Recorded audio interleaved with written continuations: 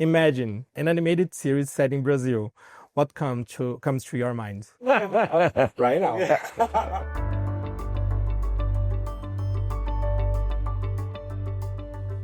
To start, Primal is wild, bold, full of surprise, and each season brings something different, something new. What can fans expect in season 3 that this series has never explored before? Well, we have, of course, the big surprise is Spear's alive, kind of, because he's a zombie. And what we realize is he doesn't know who he is. You know, as a zombie, he's brain dead. So we have to go through this journey to find out if he's going to become Spear again, or if this is his new life. And with that surprisingly, comes a lot of emotion, and the hope for me is the audience cheers for him. And I think that's something, usually the zombies are the villains, yes, right? And so this kind of turns it around, and now you're like, oh, I hope he survives. And I think it's kind of makes it very interesting and different. Early in this series, some of my viewers have expected a regular prehistoric story, but then we have magic, monsters, different kinds of dinosaurs, many other elements shaping this world. So 6 years later, what does the title Primal mean to you related to all this layer? I think it's always meant the same for me. I think it meant kind of the rawness, the emotion, this visual storytelling, this kind of pulp. The whole thing is based on a pulp feeling. And for me, you know, kind of being a historic nerd and all these things, I love history. As soon as I put man and dinosaur together, I hoped people would go, right, this is fantasy. This isn't real. And that gave us permission to do pretty much kind of anything. There's still rules that we have. That if we had like an alien spaceship, it kind of feels like it's gone too crazy. So we still want to feel like we're in history somewhere in this crazy world. At a time when 3D dominates the industry of animation, and now we have this situation, the AI situation, if you can talk a little bit about it, I really need to hear about it with you. How does it feel to continue creating in 2D? I mean, it feels great. I mean, obviously, you know, I lived through when CG became huge, right? With Toy Story, right? And Shrek and all these things. And it seemed, and they stopped making 2D features as far as theatrical. It felt like it was the death of 2D and hand-drawn, you know, but I just couldn't believe it. And I certainly still kept working in 2D. I mean, I did, you know, CG also with the hotel movies. I still believe in when somebody draws something, it's magic, you know? And to watch it then move is a whole different level. And so from the very first days where I would go to a comic book convention when I was like 12 or 14, and I would watch a comic book artist draw, it was just unbelievable, you know? And it's like, how could I do this? How could you create something like this? And then when I started to animate, creating movement, you know, even like a simple flip book, like, wow, that little stick figure is running across. It's this illusion that's handcrafted. It's full of mistakes, full of us, full of humanity. That's incredible. You know, like when I talk about somebody about animation that they don't know, the first thing they always say is, oh, how can you do so many drawings? It must be so tedious. You know, and I try to explain to them, I go, no, it's not. It's, first of all, it's something that I love, and it's part of the craft. So it's a silly question to me, you know?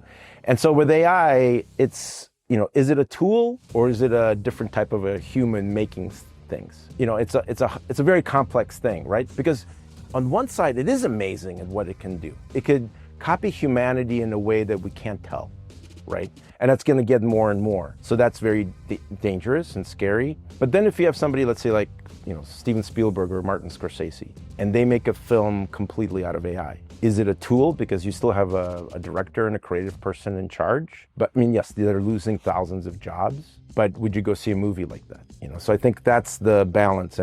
But for me, I think it's still hand-drawn. I still feel, you know, watching a drawing move is the most amazing thing. And you have many projects that continues to resonate today. Samurai Jack, Hotel Transylvania, Dexter Lab, The Powerpuff Girls, and now, obviously, Primal. Why do you think these fantasy worlds still connected so much with people nowadays? I think it's the characters. The world building is one thing, but I think people loved, from my perception, you know, we got the brother and sister relationship in Dexter, you know, so people found it accessible. And they're like, oh, I have a brother or sister, whatever, and that sibling relationship. And then they like the character. You know, above everything else, if a show's gonna last, the story is one thing, but if you don't have good characters, it's never gonna survive. You know, I mean, look at Bugs Bunny, look at Mickey Mouse. You know, those things are iconic and they've lived through, you know, coming up probably close to 100 years, which is incredible.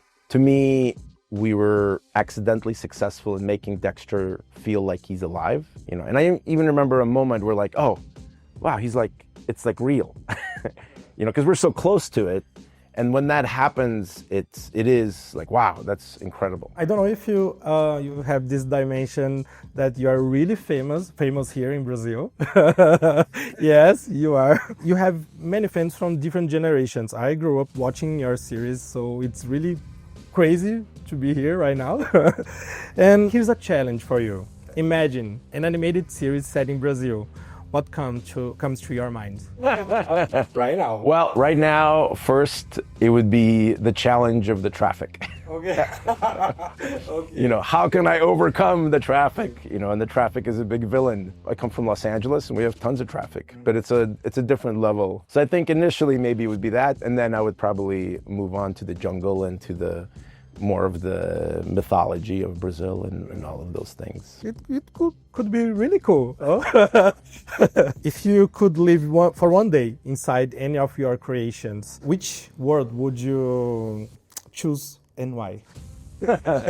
I mean, I think Primal. I don't think Primal is. No, it's too dangerous. Yeah, I think probably, you know, Samurai Jack came from a dream in a way that I used to have as a kid. And as a kid, I was always fascinated by samurai culture. And so I would have this dream where there was a girl that I liked and it was the end of the world. A big tidal wave came and destroyed the world. And I found a samurai sword and I survived. And I went to her house and she survived. And then we would survive together in this weird world. And so I guess Samurai Jack would be the one where I would fit in the most. With the industry changing a lot so fast, what do you think will be the next big shift in animation, and where do you hope Primal will fit in this evolution? Well, I think if the last 20 years, we've seen the growth of adult animation. Yes. And we've seen the audience accept it, and it's the most different.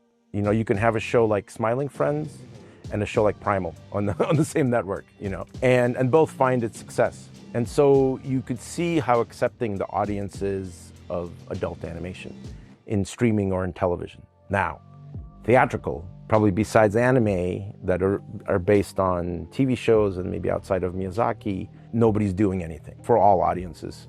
And so I feel like we're fighting to get over that barrier and to do a theatrical adult movie. That's the next shift. I think somebody will do it and then there'll be an explosion. And like, you know, I've had a project, Black Knight, that I've posted about. Yes. I watched the test clip. Yes. And I've been trying to do that for 7 years now. And the question is, they like the creative, but the question always is, well, where's the audience? You know, because it's a business, and I have to say, like, well, here's the audience. You know, here's proof, but I don't have the proof. I believe that they're there. You know, yes. And the response has been great to that question and to the clip. And so we're working on trying to push it through. You know, I think there's always going to be successful Disney movies and DreamWorks and whatever. You know, those are for children and family. That's always going to be successful. Traditional, yeah. It's been successful for years. But where can we push the medium? Where can we do something different? Look at television or streaming, and you see the success. Or creatively, how different things are. How can we get that into the theaters?